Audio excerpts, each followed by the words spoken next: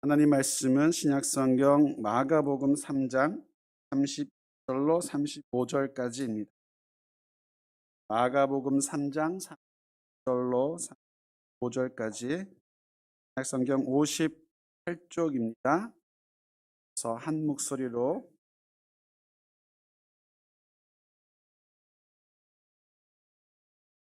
그때에 예수의 어머니와 동생들이 와서 밖에 서서 사람을 보내어 예수를 부르니 우리가 예수를 불러 앉았다가 여짜오되 보소서 당신의 어머니와 동생들과 누이들이 밖에서 찾나이다 말하시되 누가 내 어머니이며 동생들이냐 하시고 둘러앉은 자들을 보시며 이르시되 내 어머니와 내 동생들을 보라.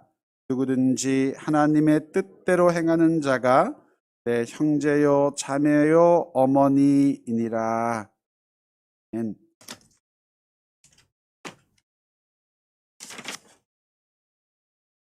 시원아, 이건 니들이 달달이 줬던 용돈 모아놓은 것이오. 전세금도 올려줘야 한다면서. 얼마 안 되지만 보탰어. 통장 비밀번호는 네 생일이니 그리 알고. 힘내라 우리 아들.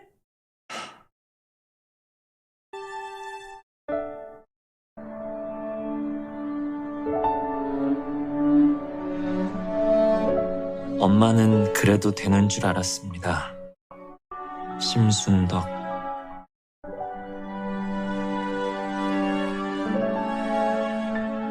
엄마는 그래도 되는 줄 알았습니다. 하루 종일 밭에서 죽어라 힘들게 일해도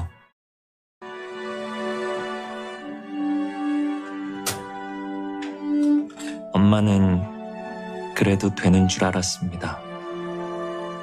찬밥 한 덩이로 대충 부뚜막에 앉아 점심을 때워도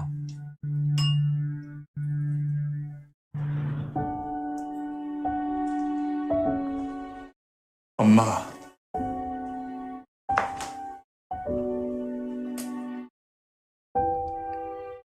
왜 말 안 했어? 엄마는 그래도 되는 줄 알았습니다.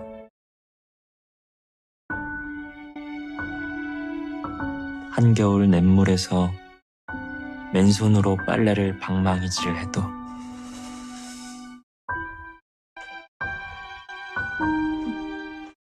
엄마는 그래도 되는 줄 알았습니다. 배부르다, 생각 없다, 식구들 다 먹이고 굶어도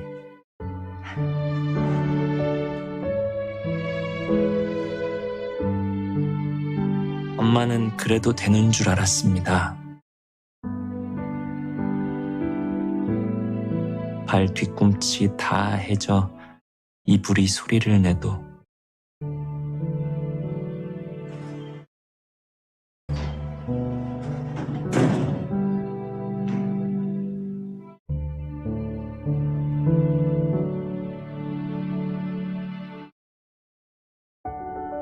엄마는 그래도 되는 줄 알았습니다.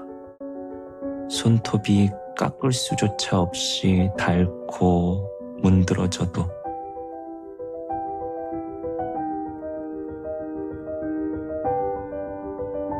엄마는 그래도 되는 줄 알았습니다. 아버지가 화내고 자식들이 속썩여도 전혀 끄떡없는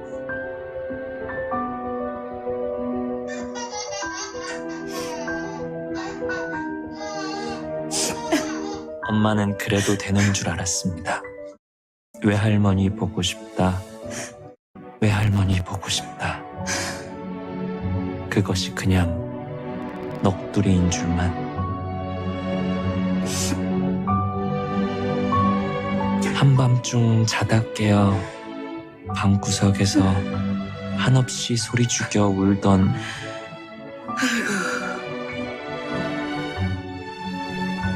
엄마를 본 후론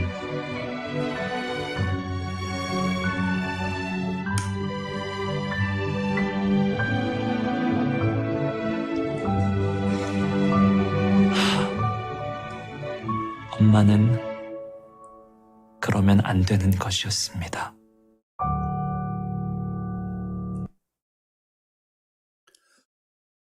요즘 어머니한테 우리 엄마한테 가면 아직 따로 사시는데요.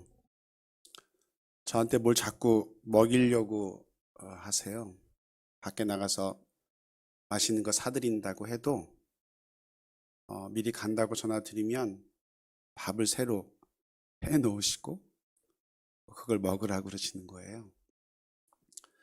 저희 어머니가 당뇨 합병증으로 한쪽 눈이 안 보이시고 수술을 이상한 데서 받아가지고 발목이 힘을 못 받으세요. 걷지를 잘 못하시는데 가기만 하면 그렇게 저한테 밥을 챙겨 먹이세요. 한동안은 안 그러셨는데 한두 달 전부터 그러시는 거예요. 그리고 그 몸으로 이제 김치를 담그시는데 저희 딸이 저희 어머니, 아버님 옆에 살면서 돌보고 있거든요. 저희 동생이 화가 났어요. 저희 딸이 아니고 우리 어머니, 아버지 딸이.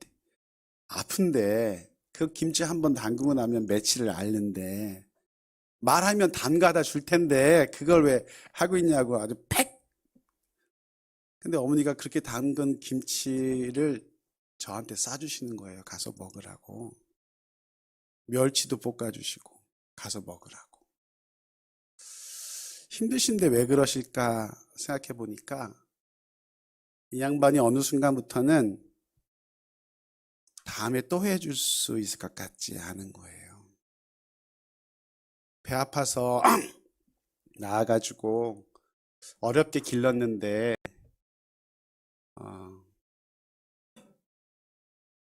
따뜻한 밥 한 끼 엄마가 지어주는 거 언제 또 먹이겠나 싶어서 그러시더라고요.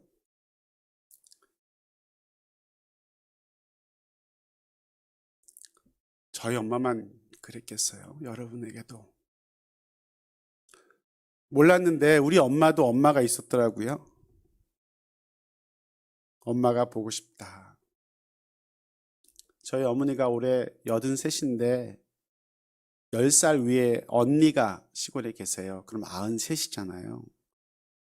10살 밑에 동생을 일찍 세상을 떠난 엄마를 대신해서 평생 돌보고 시골에 계시니까 철마다 나는 거 있으면 보내주시고 언제든지 오라고 하셔서 바리바리 싸주시는 거예요. 제가 집에 있으니까 그래도 뭔가 좀 어버이날 앞두고 도리를 할 게 없을까 생각하다가 나들이를 한번 가시지요. 그리고는 어디 가시고 싶으세요? 그랬더니 그 시골의 언니한테 가고 싶으시대요. 가끔 갔거든요. 주로 언제 가냐면 추수할 때 가요. 그럼 쌀도 2포대 주시고 그냥 그 주변에 나는 모든 걸 이렇게 걷어서 주세요. 저희가 그 덕분에 많이 잘 얻어먹고 살았는데 불편하시니까 아프시니까 제가 바쁘니까 남동생은 미국 가 있고 여동생은 자기 시댁도 있고 자기 살림도 있고 여동생도 많이 아파요. 손목이 아파서 뭘 잘 못한다고 그러는 거예요. 그래서 엄마 어디 가고 싶어? 그랬더니 언니한테 가고 싶대요. 이거 가시자고. 그래서 목요일 날 모시고 가려고 했다가 금요일 날 갔어요. 아침에 일찍 가니까 새벽 3시부터 깨어 계셨대요. 좋으셨어요. 어디 가는 게 오랜만에 언니 보러 가는 게. 그러면서 그러시는 거예요. 거기 갈 때 이모 만나면 우리 이모님 만나면 얼마 안 되는 용돈 조금 드리고 언니 고마워 언니가 있어서 고마워 이러고 오는데 그 언니도 동생한테 그래요. 가. 또 볼 수 있을지는 모르지만 갔다 오면서 어머니도 그래요. 언니 잘 있어. 또 올 수 있을지 모르지만 언젠간 다 가시겠죠. 왜 그렇게 다 가진 것 주워 놓고는 더 줄 수 없어서. 가끔 어머니 댁에 들리면 제가 청소를 해드려요. 저희 어머니가 굉장히 깔끔하신 분이어서 아주 어렵게 살던 옛날에도 걸레질, 빗자루질 하지 않고는 이불 피고 주무신 적이 없으세요. 근데 언제부턴가 어머니 댁에 가면 발 밑에 뭔가 서걱서걱 걸려요. 청소를 못해서 먼지가 쌓인 거죠. 모래도 있고. 그래서 어머니 댁에 가면 제가 이제 옷을 딱 벗고 청소기를 한번 돌리고 걸레질을 한번 했어요. 여름에는 땀나고 겨울에는 귀찮아요. 근데 제가 이제 돈 못 번 지 오래됐으니까 그거라도 해야지 해서 가는 마음으로 가서 한 거예요. 근데 어느 날은 갔는데 집이 되게 깨끗해요. 알고 봤더니 50 넘은 아들놈이 와서 빗자루 들고 걸레질 하는 게 속상하셨어요. 걷지를 못하시니까 무릎으로 기어다니면서 집을 다 쓸고 닦아 놓으신 거예요. 그래서 가서 청소도 마음대로 못하게 생겼어요. 우리네 엄마들은 왜 다 그러실까요? 하필 어버이 주일날 설교 차례가 돼가지고 주제는 목사님이 가정이라고 정해놓으시고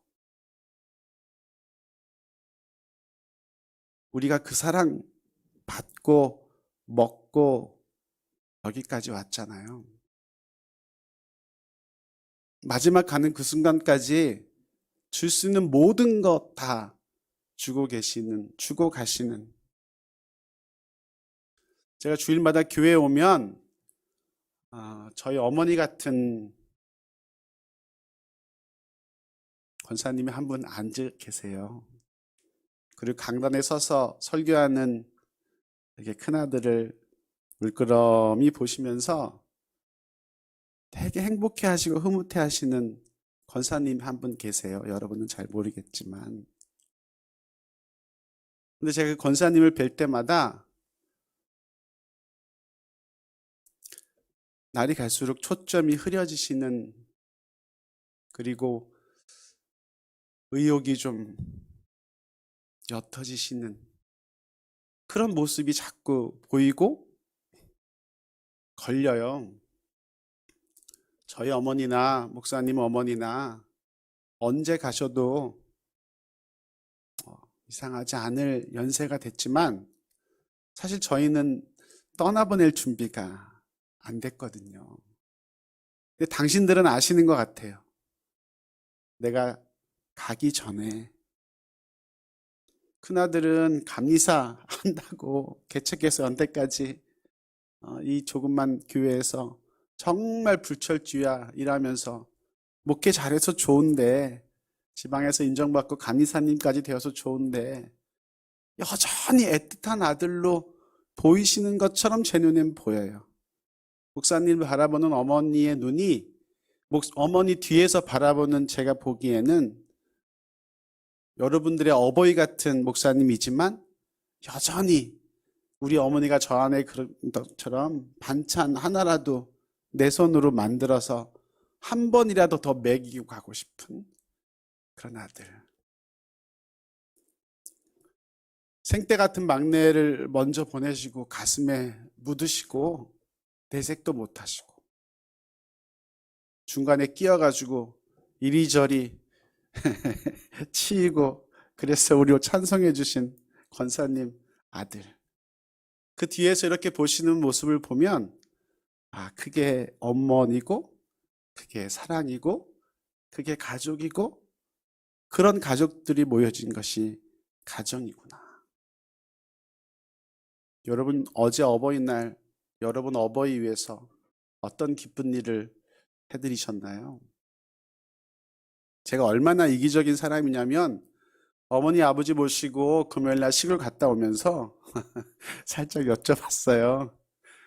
토요일날 어버이날인데 제가 다시 올게요. 맛있는 거 먹어요. 이렇게 여쭤봐야 되는데 어떻게 할까요? 그래서 오늘 왔다 갔으니 됐다. 토요일은 오지 말아라. 그럴 대답을 기대하고, 만약에 그렇게 대답하시면 저희 아내가 준비해준 봉투 하나씩 드리고 어버이날 잘 보내세요. 그러고 오려고 했는데 아니나 다를까 저희 아버지는 뭐 오늘 왔다 갔으면 됐지 뭘 또 온다니 귀찮게 그러시는 거예요. 근데 저희 어머니가 달라지셨어요. 애들이 온다는데 며느리 얼굴이라도 보게 그냥 둬요. 그래서 어제 오후에 가서 10,000원짜리 한정식, 여러분 아세요? 반찬이 많은데 10,000원이에요. 그거 사드렸어요. 근데 아버지 좋아하시는 육회가 있었어요. 아버지는 그거 다 드셨어요? 아이고 맛있다 맛있다 이러시면서 어쩜 그렇게 철이 여전히 안 드시는지 아니면 철이 들었다가 어디 가신 건지. 근데 어머니는 젓가락 가실 만한 반찬이 별로 없어요. 그냥 된장국에 밥 말아서 짠지에다가 드시고 마셨어요. 그래서 속상한 거예요. 우리 어머니는 다 그러셨어요. 그 사랑이 없었으면 우리는 여기 없었어요. 그렇다고 우리 아버지들이 우리를 안 사랑한 거 아니시죠? 우리 아버지들은요, 우리가 이해하는 방식으로 사랑을 표현하는 거를 못 배우셨어요. 못 받아보셨어요. 못 경험하셨어요. 너무 사랑해요. 사실은 네가 죽는다면 내가 대신 죽는 게 낫다 할 정도로 우리 부모님들은 우리를 사랑하세요. 근데 그걸 표현하는 방식이 우리가 좋아하고 이해하고 받아들이기 쉬운 방식이 아니신 거죠. 여러분, 지금 예수님이 말씀을 전하시는 사역 가운데 어머니와 형제들과 누이들이 찾아왔어요. 그런 어머니가 찾아왔어요. 예수님 어떻게 하세요? 쌩까세요. 요즘 아이들 표현으로. 누가 내 형제고 어머니고? 그러면서 다른 얘기를 하시죠. 채널을 돌리다가 유재석이 사회 보는 유키즈라고 하는, 눈이 반짝하시는 분은 아시는 프로그램이에요. 거기 흉부 종양외과 교수 하나가 나와서 인터뷰를 하는데 유재석이 물었어요. 교수님 의학자고 과학 하시는 분인데 그 교수님 보시기에도 이해가 안 되는, 과학적으로 이해가 안 되는 일이 있지 않으셨나요? 그 교수가 어떤 얘기를 했냐면 30대 초반의 남자인데 혈압이 올라가고 수치가 다 떨어져서 이제 얼마 안 남은 것 같은 사람 환자가 있었다고 그래요. 지금 가도 정말 이상하지 않을 정도. 근데 버티더래요. 생명의 끈이 끊어지질 않더래요. 근데 문이 열리면서 초등학교 고학년, 저학년 아이 둘이 들어오는데 그 환자한테 다가가서 아빠! 그러면서 안고 한참을 울더래요. 아빠가 아픈 걸 아이들한테 아직 말하지 않은 거예요. 그 아이들을 안고 아이들이 아빠하고 안고 그렇게 부둥켜 조금의 시간이 지나고 아이들이 병원을 떠나고 1시간 후에 환자가 죽었다고. 아이들 보고 가고 싶었던 것 같다고. 아이들한테 의식은 없지만 아빠가 너희들 사랑하고 또 영원히 사랑할 거라고 말해주고 싶었던 것 같다고. 의사가 하는 얘기예요. 여러분, 이 사랑이 어디서 올까요? 가족에게서 오죠. 피로 맺어진 우리 아버지, 우리 어머니. 근데 예수님이 이 피로 맺어진 어머니, 형제들을 향해서 가족이 아니라고 하세요. 다른 차원의 이야기를 하시는 거죠. 예수님은 이 지금 당신을 찾아온 어머니와 형제들이 무엇 때문에 오신지 알아요. 표적을 구하고 바알세불의 권세를 가지고 행한다라고 유대인 지도자들이 예수님을 음모하고 죽이려고 하는 그 소식이 지금 가버나움에 계신 예수님의 그 소식이 나사렛에 있는 어머니와 그 동생들에게까지 들린 거죠. 왜 왔냐면 그 아들, 그 형, 오빠 사랑하는 마음으로 온 거예요. 오빠 이렇게 가다간 큰일 날 것 같아. 내가 저 시골에서 들어봐도 오빠를 가만두지 않으려고 하는 것 같아. 이제 좀 그만두고 정신 차리고 돌아와. 아버지 하던 목수일이나 하면서 그냥 우리끼리 오손도손 혜민이가 행복하게 살자. 그래서 온 거예요. 근데 예수님이 이 땅에 오신 더 큰 목적은 그게 아니었잖아요. 하나님의 뜻을 이 땅 가운데 이루시기 위해서 온 거잖아요. 밖에 있었던 그 예수님의 가족, 진짜 혈연적인 피에 맺어진 가족들은 이걸 몰랐어요. 예수님이 그걸 지적하시는 거세요. 아니야. 저 사람은 내 가족 아니야.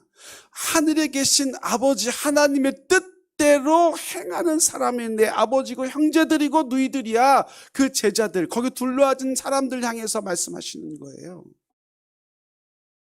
저한테 그런 가족이 있어요. 암 진단받고 뼈 5군데 전이가 갔다고, 방광도 전이가 갔다고. 제가 받은 종양이요, 악성도가 심해가지고 10군데 조직 검사를 했는데 8군데는 제일 심한 10, 악성도 10, 나머지 2군데는 악성도 8, 1부터 10까지. 8이 제일 안 좋은 건데. 그 순간에 너무너무 염려가 되고 걱정이 됐죠. 그리고 수술하고 요양병원에 있고 요양원에 있고 그게 시간이 갔어요. 제가 공식적으로 말한 적이 한 번도 없어서 그런 저를 보살피고 살게 한 저희 아내한테 되게 감사해요. 여보, 고개 들고 나 봐도 돼요?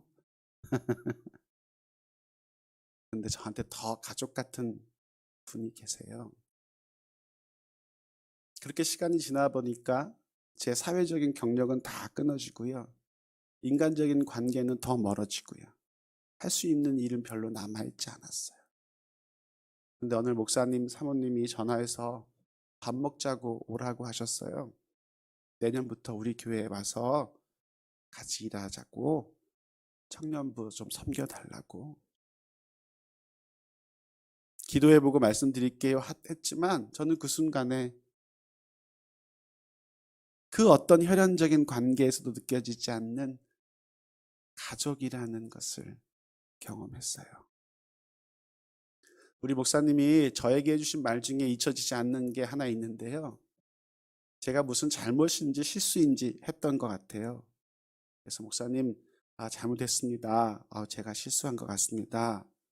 목사님 뭐라고 그러셨냐면, 괜찮아. 당신이 나한테 어떤 사람인데? 그러셨어요. 저는 그 한 문장이 잊혀지지 않아요. 어느 정도, 아니 어떤 실수를 해도 나는 당신을 용납하고 갈 거야. 너는 나한테 그런 존재야. 여러분, 제가 여러분을 정말 부러워하는 이유 중에 하나는 여러분 한 분 한 분이 우리 목사님의 그런 존재들이세요. 당신이 나에게 어떤 사람인지 알아? 내 문제보다, 내 기도보다, 내 닥친 현실보다 여러분 공동체의 예신교회 지체들 중에 하나가 아프거나 긴급한 기도 제목이 있거나 정말 뛰어가야 할 일이 있으면 여러분 아시잖아요. 가장 가까운 누구보다 가장 먼저 달려오시는 것, 가장 가까운 누구보다 가장 간절하게 기도해 주시는 것, 그게 예수님이 오늘 우리에게 말씀하시는 영적 가족이라는 뜻이에요. 하늘에 계신 아버지의 뜻이 뭐죠? 아버지의 뜻은 우리의 거룩함이고, 아버지의 뜻은 한 사람도 잃어버리지 않고 하나님 자녀로 구원하시는 것이 하나님의 뜻이에요. 그런데 이 뜻을 인정하지, 이해하지 못하고 하나님, 어쩌면 나한테 이런 말도 안 되는 경험을 하게 하셔서 여전히 아픈 가운데, 시련 가운데, 조롱 가운데, 멸시 가운데 있게 하시나요? 그렇게 말할 수 있어요. 하나님의 뜻이 우리에게 진짜 고백하는 실제가 되면 가족의 범위, 대상이 달라져요. 여기 모인 우리는 그래서 어쩌면 하나님이 가장 기뻐하시는 영적 가족, 패밀리인 거죠. 여러분 빈센조 까사노 다 보셨죠? 텔레비는 전혀 안 보시고 사시나요? 저희 아내가 어느 날 잡고 역주행을 시작하던 아내 얘기 하지 말라고 하는데 맨날 아내 얘기만 해요. 한 일주일 만에 그걸 다 봐버렸어요. 거기 그 금과 프라자 패밀리가 금이 있다는 소식을 듣고 막 지들끼리 혼자 찾아다니잖아요. 근데 빈센조가 그 사실을 듣고 이 사람들이 어떻게 이럴 수 있어 다 모아놓고 뭐라 그러냐면, 나는 패밀리 식구들이 내 가족인 줄 알았다고. 내 가족인 줄 알았다고. 여러분 빈센조 패밀리 되면 되게 좋은 게 많아요. 금도 생기죠. 상가도 지켜주죠. 복수도 해주죠. 근데 우리는 하나님의 패밀리가 됐어요. 하나님의 패밀리가 되는 조건이 뭔지 아세요?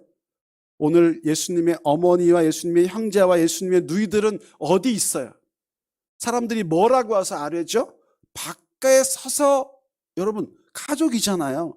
거기 들어와서 앉아있는 제자들 사람들은 허가 받고 들어갔나요? 얘가 예수님 말씀을 드리려고 이 방 안에 좀 집 안에 좀 들어가도 되겠습니까? 라고 아니요. 예수님 말씀 듣고 싶어서 거기 온 거예요. 예수님 사역의 현장에 같이 있었던 거예요. 예수님의 그 사역을 따라다닌 사람들 제자가 된 거잖아요. 부르셔서. 예수님의 가족인데요. 왔으면 들어오면 되잖아요. 근데 이 가족들은 지금 어디 있냐면 여전히 밖에 서 있고 밖에 서 있는 것을 본 사람들이 예수님의 어머니와 형제들과 자매들이 밖에 서서 예수님을 기다리고 무엇인가? 아니요. 여러분, 우리를 돌이켜봐야 돼. 우리는 성전 안에, 교회 안에, 모임 안에, 공동체 안에, 진리 안에, 복음 안에 있는지 알지만 여전히 바깥에 있는지. 예수님이 너는 내 형제 자매라고 하실 수 있으려면 우리는 예수님 안에 있어야 돼요. 예수님 주위를 둘러싸고 예수님 하시는 말씀을 들어야 돼요. 밖에 멀찍이 서서, 여러분 아시죠? 베드로가 잡혀가는 예수님 멀찍이 따라가다가 어느 정도 거리를 두는 이유는 뭐예요? 예수님이 좋아요. 예수님의 구원이 좋아. 예수님의 부활이 좋아. 예수님의 복이 좋아요. 다 좋은데 예수님의 고난, 예수님의 십자가, 예수님의 이건 내가 감당하기 어려워요. 만큼이 우리가 예수님에 가지는 거리감이고 그 거리감이 만드는 곳이 바깥이에요. 저 문 밖에 나가면 여전히 그런 사람들이 많아요. 문을 열고 들어왔다고 해도 우리가 마음으로, 영혼으로 우리의 정말 하나님 주시는 그 진짜 인격과 영혼으로 그리스도 예수 안에 있지 않으면 우리는 여전히 예수님이 바깥에 있어 내 가족이 아니라고 할 수 있는 사람일 수도 있어요. 여러분, 예수님 안에 계세요? 거기 붙어서 지금 하시는 말씀을 듣고 계세요? 그거 뭐라고 하시나요? 너 하고 싶은 대로 해. 이기적인 목적대로 해. 원함대로 해. 이 고백을 드릴까 말까 하다가 해야 되겠어요. 어차피 강단은 제 죄를 고백하는 곳이니까요. 저희 어머니가 이제 화이자였나? 백신이 뭔지도 모르겠네요. 75세 이상 어르신들 맞잖아요. 연락이 왔어요. 주사 맞으러 오라고. 그런데 아파트 사시니까 단지 입구에 모이셔서 다 가신다는 거예요. 근데 저희 여동생이 옆에 사니까 모시고 가는데 여동생이 그날 자기 병원 갈 일이 생겨서 못 가는 거예요. 근데 저는 그날 테니스 시합이 있었어요. 그거 아직도 말씀을 못 드렸어요. 그리고 어떻게 하지 하는데 여동생이 전화 왔어요. 오빠, 내가 엄마 못 모시고 가는데 오빠는 바쁜 것 같으니까 조카들 중에 대학교 들어간 조카가 둘이나 있으니까 좀 오면, 왜냐하면 어머니는 다리를 못 쓰시니까 걷지를 못하시고 아버지도 다리는 한쪽 불편하시니까 이분을 붙잡고 걸을 수가 없어요. 두 분이 같이 나가는 건 불가능한 일이에요. 아들들 물어보니까 시험 봐서 안 된다고 하는 거예요. 어떡하지 모른 척하고 외면했어요. 당일 그날 어머니가 주사를 맞으러 가시는데요. 주민등록증이 있어야 되잖아요. 핸드폰 속에 잘 챙겨 놓으셨는데 막상 가니까 주민등록증이 없는 거예요. 그래서 다시 그 불편한 다리를 끌고 집에 오셨어요. 찾아보니까 없어요. 더 찾아보니까 들고 갔던 핸드폰 속에 있었어요. 그러니까 다시 거기를 갔어요. 가고 오는 길은요, 택시 타고 기어가고 그랬어요. 택시 내려서 집에까지 20분을 기어 오셨다 그래요. 제가 그 얘기를 듣는데 가슴 한켠에 나는 내가 좋아하는 거, 나를 행복하게 하는 거, 나를 재밌게 하는 거 하려고 이걸 포기하고 가야 되는 그 자리에 가지 못했다고 하는 마음이 너무 우리는 그래요. 그 은혜를 갚는다? 그 은혜를 안다? 아니요. 발끝에도 미치지 못하죠. 제가 아이 셋을 다 똑같은 고등학교를 보냈는데 기숙사 학교예요. 얘가 주말에 한번 들어가면 주중에 꼭 한번 연락이 와요. 아빠, 뭘 두고 왔는데 가져다 주세요. 큰아이는 저를 너무 귀찮게 했어요. 일주일에 한두 번 꼭 간 것 같아요. 둘째 아이는 전혀 귀찮게 안 했어요. 한 달에 한 번, 두 번 간 것 같아요. 셋째는 어떨까요? 하루에 2번씩 가요. 아침에 갖다 줬는데 못 빠뜨렸다고 저녁에 또 오라고 그래요. 그럼 제가 갈까요, 안 갈까요? 당장 준비해가지고 아내한테 눈에다 뭐 그리는 거, 아이 브러쉬 뭔지도 모르겠어요. 그걸 놓고 갔다는 거예요. 아침에 이미 학교를 갔다 왔는데 그 저녁에 아내한테 그거 어딨어? 빨리 찾아. 그래서 그거 하나 들고 또 15분 거리 학교를 갔어요. 가까우니까 가죠. 그러면서 제가 저를 보는 거예요. 엄마가, 거동도 어려우신 엄마가 주사 맞으러 가는 것에는 내 이기적인 재미와 목적을 위해서 외면했던 인간이 내 새끼한테는 힘들고 피곤하고 아파도 갖다 달라고 할 때마다 달려가는 제 모습을 보면서 과연 하나님의 뜻이 내 안에서 실제로 능력을 가지고 역사하는가? 아닌 것 같아요. 그래서 조금 깨달아요. 하나님이 우리에게 아버지 되어 주시려고 치르신 대가가 무엇인지, 하나님에게 가장 소중한 아들을 십자가에 못 박아 죽이셨어요. 우리에게 그 사랑을 보이셨어요. 사람이 자기의 자녀들을 향해서 보이는 모든 지구상의 사랑을 다 합친 것보다 더 큰 사랑을 우리 하나님은 우리에게 나타내 보이셨어요.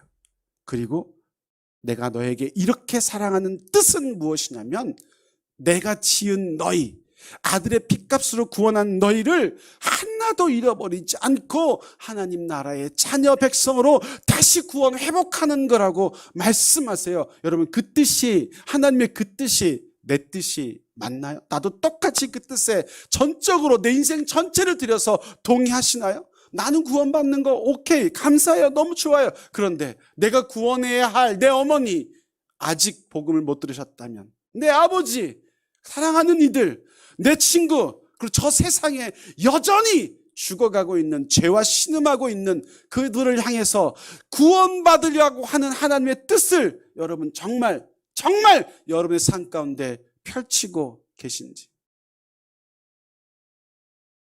그 거룩과 그 영생이 그분의 것과 동일하게 나의 것이기도 하신지.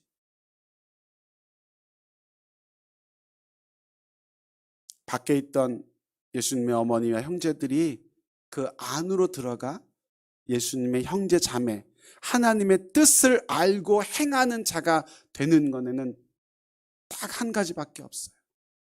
고린도후서 5장 17절, 누구든지 그리스도 예수 안에 있으면 새로운 피조물이에요. 예수님에게 가면 하나님의 뜻이 내 뜻이 돼요. 왜? 예수님 안에 하나님의 뜻이 가득 차 있으니까. 그래서 예수님 안으로 들어가는 것이 우리 믿음의 관건이에요. 어떻게 예수님 안에 들어갈까요? 예수님 안에 계신 그 안에 가서 곁에 앉아 듣고, 네가 내 사랑하는 자고, 네가 내 형제고, 네가 내 어머니라고 하실 거예요. 예수님이 어머니를 사랑하지 않으신 게 아니에요. 예수님이 십자가에 달려 고통받는 그 순간에 예수님의 어머니, 육신의 어머니 마리아를 요한에게 부탁하잖아요. 보라, 내 어머니라. 예수님의 제자 중에 요한이 가장 오래 살았어요. 왜 그런지 아세요? 요한계시록 쓰려고? 그건 또 다른 이유예요. 어머니 마리아를 모시고 에베소에 가서 그 마리아가 죽을 때까지 모셨어요. 그렇게 모실 제자 중에 한 사람이 요한이라는 걸 알았어요. 사랑이 가득 찬 사람이라는 걸 알았어요. 그리고 그 고통 가운데 그 어머니를 요한에게 부탁하시는 거예요. 내 어머니. 그 정도로 효심이 깊으신 예수님인데, 육신적으로도. 진짜 예수님의 어머니, 형제, 자매가 되는 건 그 예수님 안에 들어가는 것. 제가 이 비밀을 깨닫기 전에는 어떻게든지 예수님 안에 들어가 보려고 노력했어요. 어떻게 하면 예수님 안에 들어갈 수 있을까? 들어가면 다 끝이니까. 새로운 피조물 되었다고 선언하셨으니 나는 이제 예수님의 형제고 예수님의 자매고 예수님의 가족이었다고 생각하니까 안 되더라고요. 기도를 아무리 많이 해도, 성경을 아무리 읽어도, 금식을 해도 예수님 안에 들어가는 건 내 힘으로 안 되더라고요. 그때 예수님이 하나님 보이신 말씀이 어디냐면 고린도전서 1장 30절, 너희는 하나님께로부터 나서 그리스도 예수 안에 있고 하나님을 낳으셨어요. 해산의 고통, 예수님 죽이는 그 고통을 낳으셨어요. 그리고 낳은 그 순간에는 어디 안에 있냐면 예수님 안에 있어요. 문제는 내가 믿고 고백하느냐예요. 이 말씀을 우리가 들었으니 내가 행해야 할 말씀으로 잡고 순종하면 여러분, 우리는 그 순간부터 예수님의 어머니, 예수님의 가족, 예수님 형제가 되는 것입니다. 그 형제, 그 자매, 그 가족이 된 사람들 어떻게 살까요? 내 뜻이 뒤로 가고 하나님의 뜻이 앞에 와요.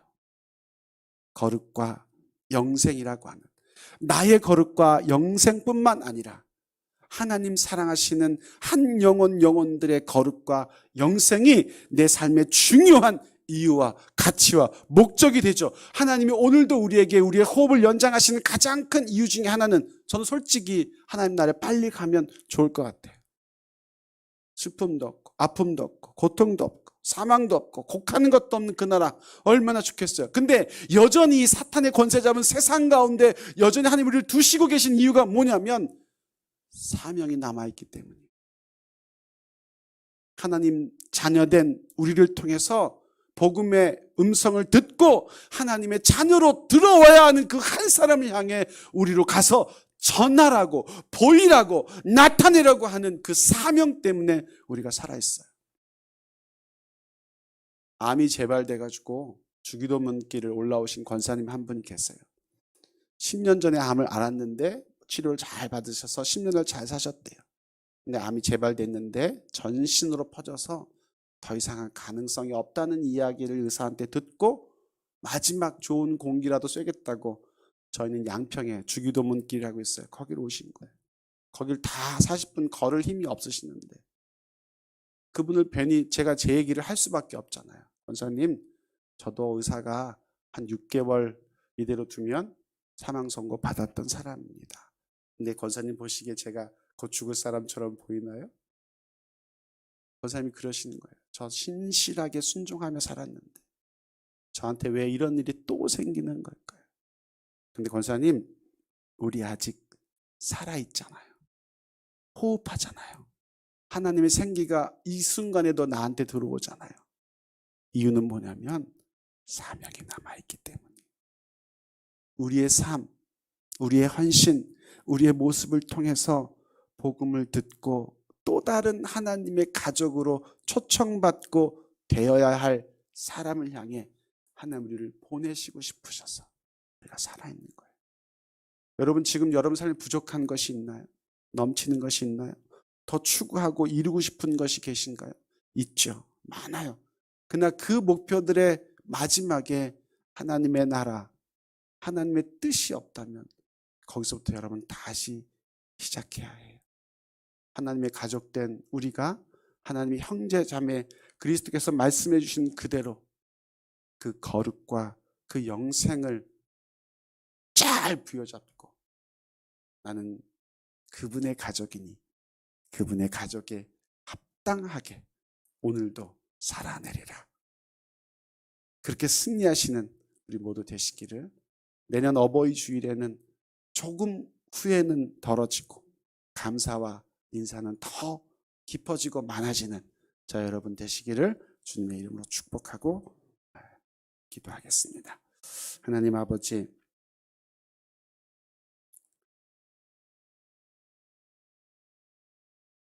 거룩과 영생이라고 하는 하나님의 뜻을 내 삶의 가장 중요한 가치로 세우고 순종하는 저희가 하나님의 자녀, 예수님의 가족이라고 하십니다. 그 어마어마한 대가를 치르시고 형제 자매 삼아 주시니 감사합니다. 낳으셨기에 예수님 안에 있고 예수님 안에 있기에 새로운 피조물 되었으므로 믿고 이제 나가 행하는 순종이 사랑하는 예신 공동체 모든 지체들과 가정들과 삶 가운데 있게 해 주십시오.